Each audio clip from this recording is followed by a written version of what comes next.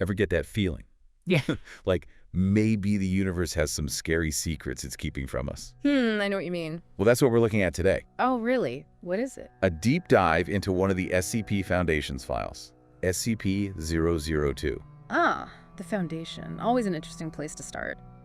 And SCP-002. They deal with anomalies, right? Things that break the laws of reality. Yeah, stuff that bends reality, breaks it, things we can't explain. And this one, SCP-002, based on the containment procedures, it's not like anything I've ever seen. Really? Like, it's so specific, so detailed, you'd think they were instructions for disarming a bomb.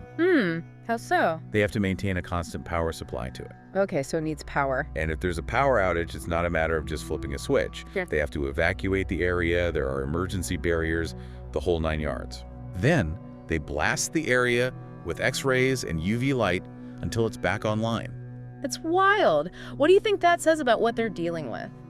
Well, it's not just about keeping something contained, right? Yeah. It's like they're trying to appease it or something. Almost like it's some volatile energy source, you know? Exactly. They have to keep it stable. And, get this, no one is allowed near it alone. What? Teams of 2, always maintaining physical contact. Why is that? It messes with your senses. Like you could lose track of someone just by standing too far away from them. You're kidding. And forget about just going in for a closer look. Yeah, I bet. You need level 3 clearance, at least, special permission security detail, and then you have to be quarantined afterward. Oh my gosh. So what is this thing? That's what I want to know. What could possibly warrant that level of security? I know, right? We're talking about stuff they usually reserve for deadly viruses or alien encounters. It's got to be something big, that's for sure. So what is it? Well, from what I understand, it sounds like a fleshy, tumor-like growth about the size of a small apartment building. A tumor. Yeah, but here's where it gets strange. Inside, you can get in through this iron hatch, and there's a room, like an apartment room. Okay. And it's furnished. But, and this is the really weird part, the furniture, it's made of organic material. Organic. Bones, hair, weird stuff like that. Wait, are you saying they found an apartment made of, like, human remains? That's what it sounds like. That's messed up. And get this, every piece of furniture has its own unique DNA. Okay, this is too weird. This can't be real. I know, right? And what's with this window they describe? You can see out of it from the inside, but you can't see in from the outside. I know, it's like it's defying the laws of physics. It's like a distortion, you know, a blurring of dimensions that we don't understand. Okay, so we've got a bioarchitectural nightmare that warps space and time locked up like it's the only thing between us and the apocalypse. Pretty much. So how did they even find this thing? You're not going to believe this, but according to the Mulhausen report, it crash landed on Earth. Wait, crash landed? Like from space? It seems that way. A farmer stumbled upon it. He thought it was just a weird rock formation. Oh, wow. Then the Foundation detected a radioactive signature, and that's when things escalated. And that's when people started disappearing. The security personnel. Yeah. The people they sent in to investigate, they just vanished. Inside that thing. Right. And that's when the SCP Foundation took a dark turn. What do you mean? They decided to silence anyone who knew about it. They what? They killed him? It seems so. Even the guy leading the operation, General Mulhausen, he disappeared too. So no one is safe from this thing. Not even the people trying to contain it. Apparently not. So what happened to those people? The ones who disappeared inside? Well, here's the disturbing part. They went in, they vanished, and then new furniture appeared. You mean? It seems like it absorbs them and then uses their essence to create furniture. Oh my God. They even did tests with animals, corpses, nothing happened. So it only targets living humans. That's what we've gathered so far. This is giving me the chills. And get this, the report. It suggests that the furniture isn't random. Like each piece is connected to the person who disappeared. Right, it's like this thing is taking something from them, their memories, their experiences, and weaving it into itself. It's horrifying. It's tragic. And fascinating all at the same time. I know, right? But what's the point? Why is this happening? That's the million-dollar question, isn't it? Why transform people into furniture? I don't know, but I'm sure we'll find out. Eventually. Like it's trying to absorb them, but not just their bodies, their essence, who they are, and make it part of itself. Yeah, and you know what often gets overlooked in all this is the emotional impact this has. Right. I mean, the researchers, the security personnel, the ones who see this stuff every day, it's gotta mess with you, right? Seeing that furniture, knowing what it's made of.